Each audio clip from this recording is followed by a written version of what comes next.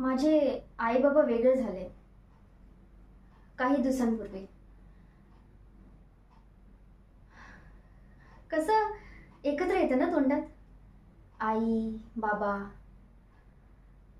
काही पेपरवर सह्या केल्या आणि संपलं 28 वर्ष. कसलं प्रेम आणि कसला विश्वास, सगळं कल्पना आहेत. मी ना माझ्या आजूबाजूला रोज खोटी, बदलणारी, सतत तुटणारी रिलेशनशिप पाहिले. पण या एका गोष्टीमुळे मला असं वाटायचं की नाही, खरं प्रेम आहे. म्हणजे कमी असेल पण आहे. का?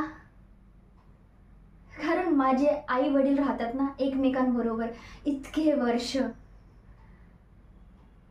पण नंतर कळालं की तेही खोटं आहे.